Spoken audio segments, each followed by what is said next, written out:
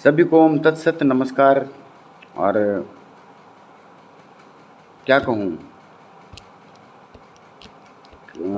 बहुत कुछ कहने की कोशिश कर रहा हूँ, लेकिन शायद हिम्मत नहीं जुट रही या हिम्मत नहीं जुटा पा रहा। गुरुजी के टच में जब से मैं आया, काफ़ी कुछ अच्छा भी मिला, काफ़ी कुछ बुरा भी मिला। ये कर्मों का भी खेल होता है, ऐसा नहीं है, कर्मों का भी खेल होता है। लेकिन हमने गुरु ब्रह्मानंद जी के जो भी किस्से सुने हैं लोगों के मुंह से, किताबों पर मैं विश्वास नहीं रखता। बदल दी ना किताबें आपने, किताबों पर मैं विश्वास नहीं रखता। मैं गया हूँ, मैं कोई खाली फेसबुक या नहीं हूँ कि मैं खाली फेसबुक पर बैठता हूँ। मैं जाता हूँ, मैं काबर छा भी गया हूँ, मैं सब जगह गया हूँ। मैंने लोगों के विचार सुने हैं, मैंने उनकी बातें सुनी हैं, सब कुछ सुना है। सिर्फ 3 चीज़ें कॉमन हैं: पचरंगा झंडा, गुरुजी की मूर्ति और एक भंडारा। और सुबह शाम की शिक्षा। वो शिक्षा जरूरी नहीं कि वेदों की हो। हम कहते तो हैं कि हम वेद नहीं पढ़ते, लेकिन लोग तो आजकल इंफॉर्मेशन टेक्नोलॉजी एंड साइंस पढ़ते हैं, मास्टर ऑफ साइंस पढ़ते हैं, अमेरिका में जाते हैं, यूएसए में जाते हैं, वहाँ पर जॉब करते हैं। पढ़ाई की तो उनको उसकी भी ज़रूरत है। अब इस चीज़ को नेगेटिव मत लेना, लेकिन फिर भी गुरुजी के आश्रमों में सुबह शाम कुछ ना कुछ ज्ञान की अच्छी बातें, या 50 कहिए या कुछ भी कहिए, वो पढ़ाया जाना बहुत ज़रूरी है, अर्जेंट है, हर रोज़ ज़रूरी है। कभी कोई आए, कभी कोई व्याख्यान करे, लेकिन उस चीज़ को व्याख्यान तक करें। हम राजनीतिक हो जाते हैं।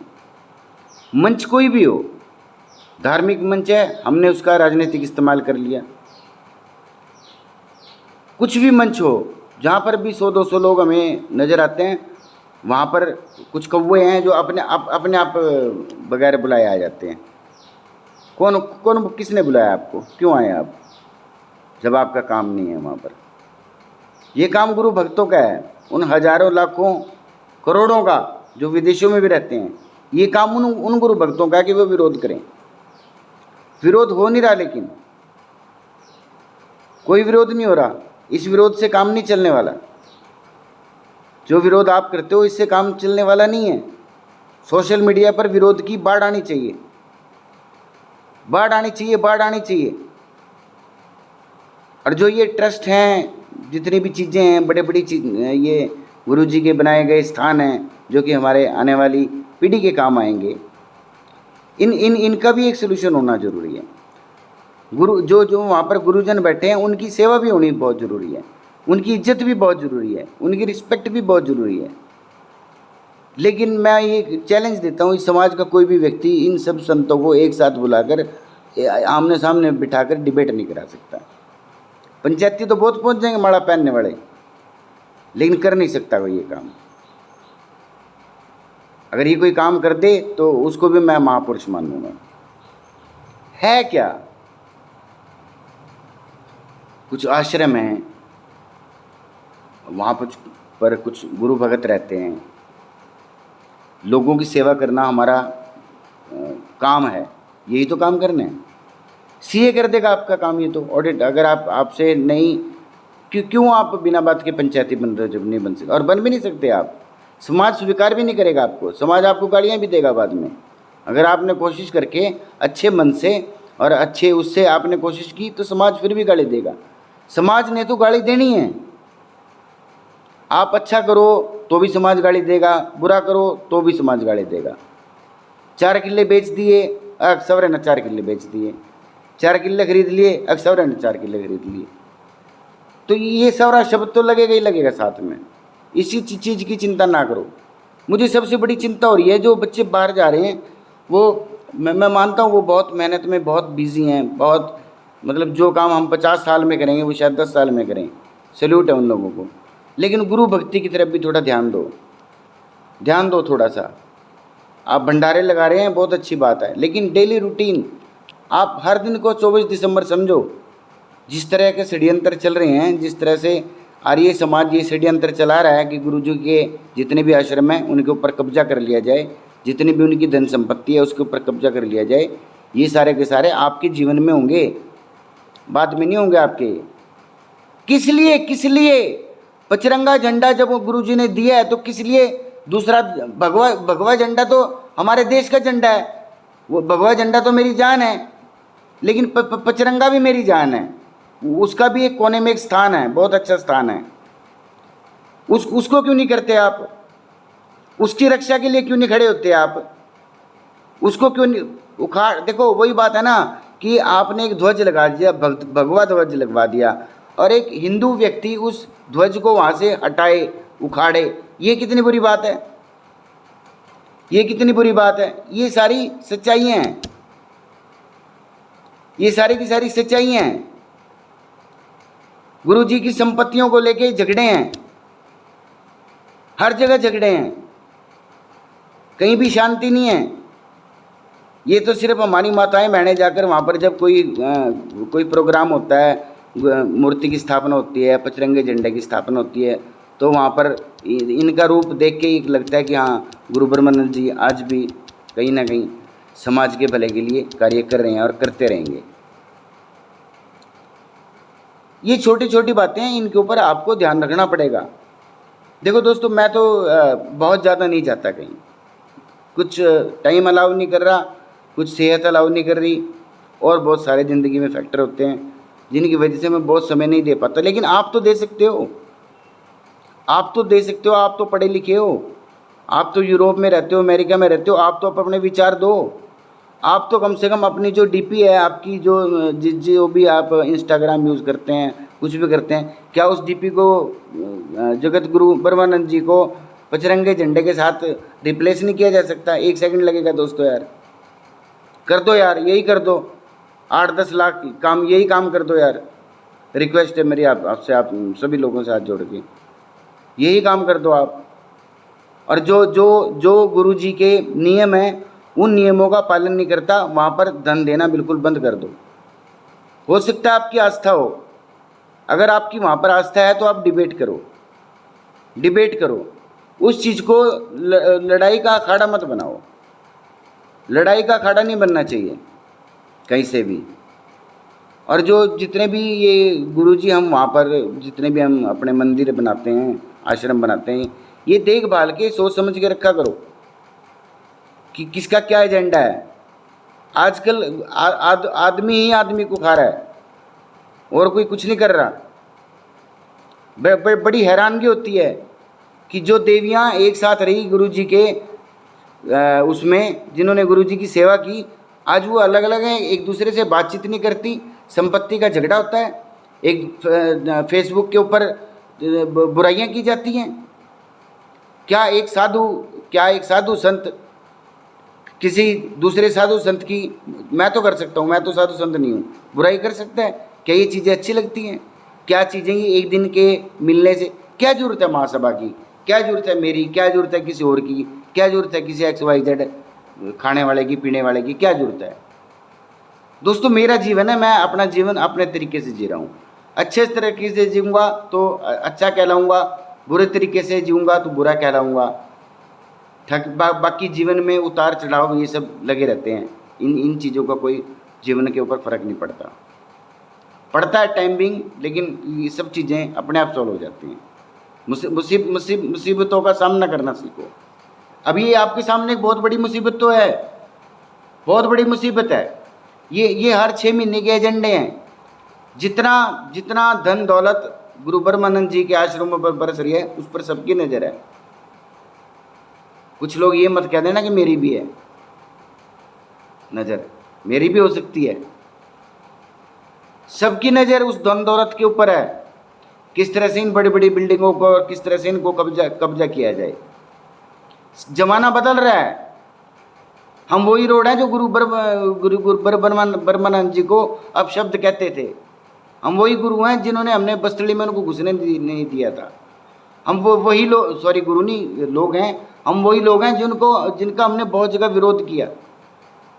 लेकिन समाज बदला, समय ने करवट ली, और जो वो कहते थे वो सच साबित हुआ, तो अब हमें उससे बड़ा बनने की जरूरत नहीं है, उससे बड़ा हम किसी को स्वीकार भी नहीं कर सकते। एक दिन मैं चूड़माजर वाले महाराज जी आपसे भी समय चाहूँगा बातचीत का, लंबी बातचीत का। और मैत्री आनंद जी, आपसे भी बड़ा मिलने का इच्छुक हूँ।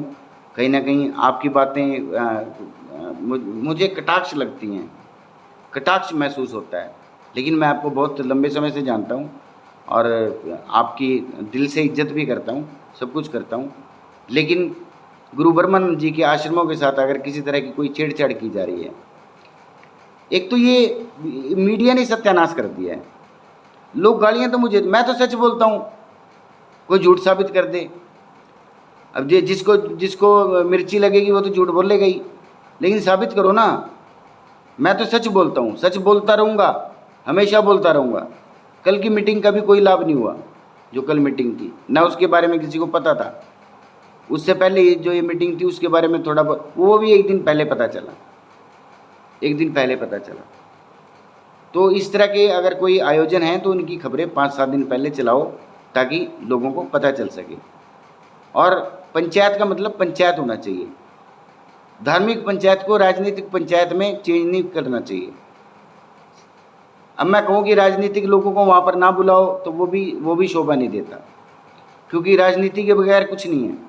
राजनीति तो बहुत ज़रूरी है, लेकिन आप सभी राजनीतिक दल के लोगों को बुलाओ।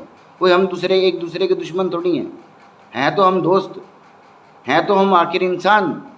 लेकिन इंसान अपनी फितरत बदला रहा, गिरगिट जिस तरह से कहते हैं ना कि केजरीवाल ने गिरगिट बदले और पता नहीं कितने उनके रूप हैं, वही रूप आज हम बदल रहे हैं।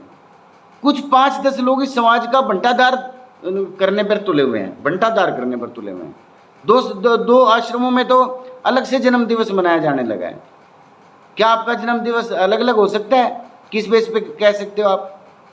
और अगर आप अब ये अंग्रेजी वर्ष और ये वर्ष और वो वर्ष ये सब जोड़ने की कोशिश करोगे तो चीज़ें तो डिफरेंट आएंगी। हम तो जन्माष्टमी भी 2 बार मनाई, इस बार पंडितों जी ने, तो इस बार 2 दिवाली भी ना मना दें। तो इन चीज़ों का फर्क पड़ता है क्या आप लोगों के ऊपर? किस लिए हम मतलब समाज के अंदर एक दोहराव पैदा कर रहे हैं अपने आप को अलग साबित करने के लिए? आप डिबेट करिए आर्य समाज के ऊपर। हमें आर्य समाज से कोई मतलब नहीं है।